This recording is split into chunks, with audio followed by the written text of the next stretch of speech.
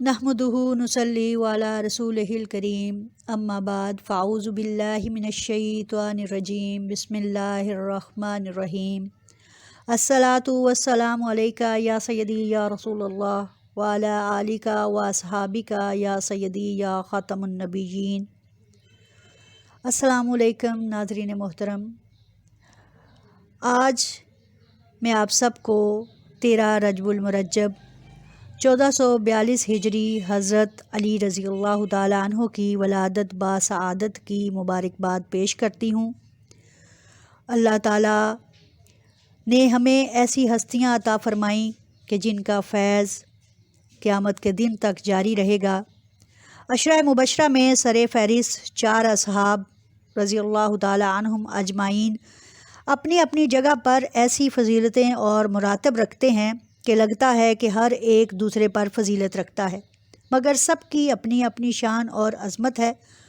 اللہ تعالیٰ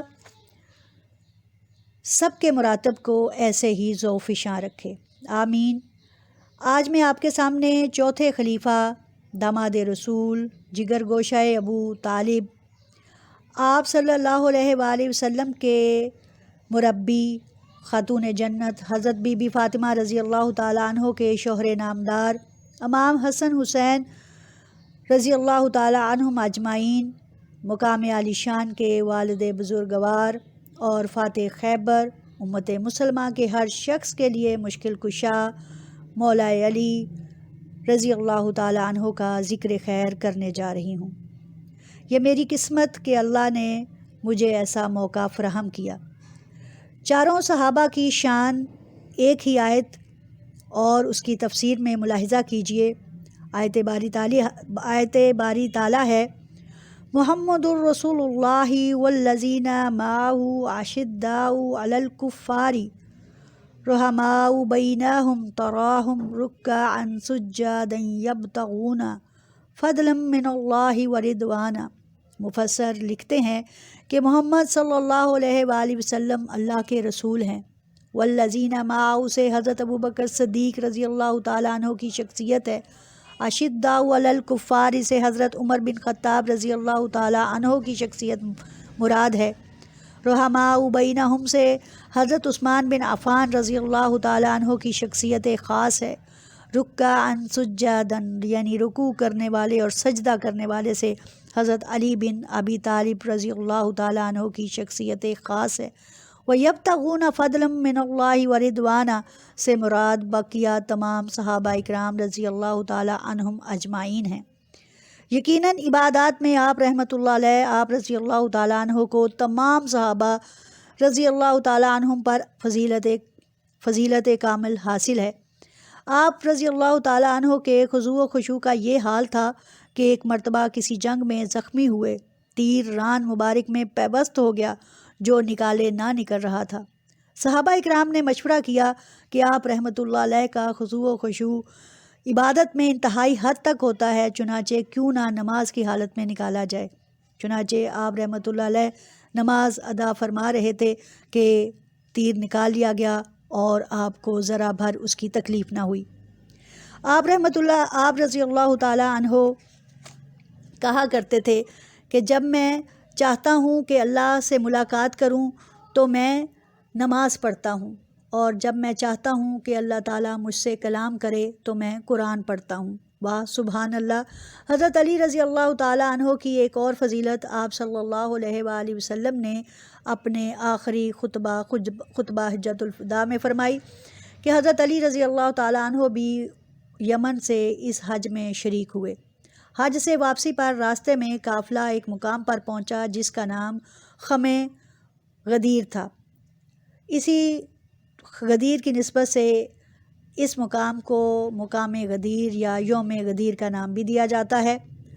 آپ صلی اللہ علیہ وآلہ وسلم نے اس مقام پر حضرت علی رضی اللہ تعالیٰ عنہ کی منقبت میں فرمایا، جو مجھ سے دوستی رکھتا ہے وہ علی رضی اللہ تعالیٰ عنہ کو بھی دوست رکھے۔ پھر آپ صلی اللہ علیہ وآلہ وسلم نے حضرت علی رضی اللہ تعالیٰ عنہ کے بارے میں اللہ سے دعا کی، یا اللہ جو علی سے محبت رکھے تو بھی اس سے محبت رکھ، اور جو علی سے دشمنی رکھے تو بھی اس سے دشمنی رکھ۔ آپ صلی اللہ علیہ وآلہ وسلم نے فرمایا من کنت مولاہ فعلی مولاہ، یعنی جس کا میں مولا ہوں اس کے علی مولا ہیں۔ شاہ مرداں شیر یزداں قوت پروردگار، لا فتح الا علی لا سیف الا ذوالفقار۔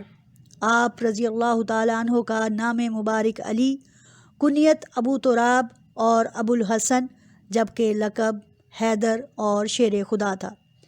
آپ رضی اللہ تعالیٰ عنہ کے والد کا نام ابو طالب اور والدہ کا نام فاطمہ بنت اسد رضی اللہ تعالیٰ عنہ تھا۔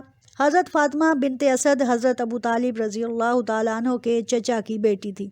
آپ رضی اللہ تعالیٰ عنہ کا سلسلہ نسب کچھ یوں ہے: حضرت علی رضی اللہ تعالیٰ عنہ بن ابی طالب بن عبد المطلب بن ہاشم بن عبد مناف بن قصی بن قلاب بن مرہ بن کعب بن لوی بن غالب بن فہر بن مالک بن نصر بن کنانہ بن خزیمہ بن مدرکہ بن الیاس بن مدر بن نزار بن معد بن عدنان، اور عدنان سے حضرت اسماعیل علیہ السلام کی نسل سے تھے، یعنی ان تک پہنچتا ہے۔ یہی میرے آقا علیہ الصلاۃ والسلام کا خاندان محترم ہے۔ آپ صلی اللہ علیہ وآلہ وسلم نے فرمایا کہ اللہ تعالیٰ نے اسماعیل علیہ السلام کی نسل میں سے کنانہ کو ممتاز بنایا، اور کنانہ میں سے قریش کو عزت بخشی، اور قریش میں سے بنی ہاشم کو امتیاز فرمایا، اور بنی ہاشم سے مجھ کو منتخب فرمایا۔ ماشاء اللہ، کیا نسب ہے اور کیا عالی شان ہے۔ حضرت علی رضی اللہ تعالیٰ عنہ خانہ کعبہ میں پیدا ہوئے۔ آپ رضی اللہ تعالیٰ عنہ کو مولد کعبہ بھی کہا جاتا ہے، اور یہ سعادت اسلام میں کسی دوسرے کو حاصل نہ ہو سکی۔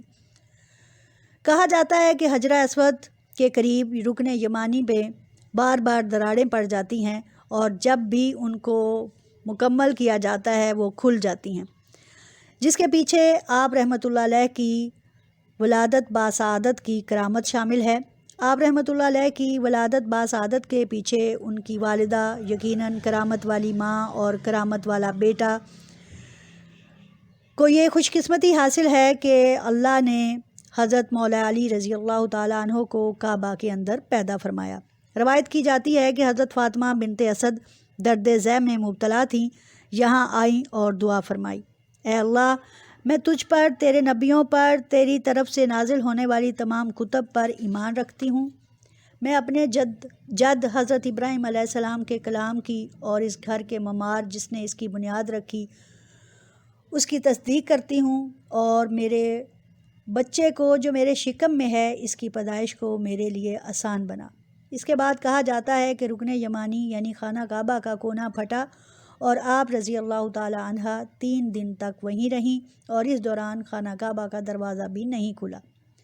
یوں میرے اور آپ سب کے مشکل کشا حضرت علی رضی اللہ تعالیٰ عنہ کی پیدائش مبارک ہوئی۔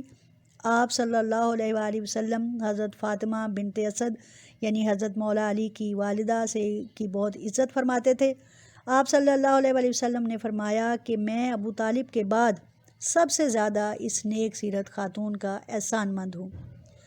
حضرت علی رضی اللہ تعالیٰ عنہ کی ایک اور فضیلت وہ یہ کہ آپ رضی اللہ تعالیٰ عنہ کو تعلیم و تربیت میرے آقا دو جہان حضرت محمد صلی اللہ علیہ وآلہ وسلم کے ہاتھوں ملی۔ آپ کے ہاتھوں آپ نے پرورش پائی، چنانچہ اثر بھی ویسا ہی ہوا، اور آپ صلی اللہ علیہ وآلہ وسلم نے آپ کے بارے میں فرمایا کہ میں اگر علم کا شہر ہوں تو اس علم کے شہر کا دروازہ حضرت علی ہیں۔ حضرت علی رضی اللہ تعالیٰ عنہ کے والد محترم حضرت ابو طالب آپ صلی اللہ علیہ وآلہ وسلم کے بہت ہی پیارے چچا کثیر العیال تھے، یعنی ان کی اولاد زیادہ تھی۔ وہ معاشی تنگی سے نہایت پریشان تھے، قحط اور خشک سالی نے اس میں اور اضافہ کر دیا تھا، تو آپ صلی اللہ علیہ وآلہ وسلم نے اپنے چچا حضرت عباس رضی اللہ تعالیٰ عنہ سے فرمایا کہ ہمیں اس مصیبت اور کڑے وقت میں اپنے چچا کا ہاتھ بٹانا چاہیے۔ چنانچہ حضرت عباس رضی اللہ تعالیٰ عنہ نے حضرت جعفر بن ابی طالب اور آپ صلی اللہ علیہ وآلہ وسلم نے حضرت علی رضی اللہ تعالیٰ عنہ کی کفالت کی ذمہ داری لے لی۔ یوں آپ صلی اللہ علیہ وآلہ وسلم کے سایہ شفقت میں آپ نے پرورش پائی، اور دنیا نے دیکھا اور دنیا قیامت کے دن تک دیکھتی رہے گی کہ جو شان میرے اور آپ کے مولا علی حضرت علی رضی اللہ تعالیٰ عنہ کو حاصل ہوئی، یقیناً وہ آپ صلی اللہ علیہ وسلم کا معجزہ اور میرے اللہ کی بہت بڑی کرشمہ سازی ہے۔ وآخر دعوانا الحمدللہ۔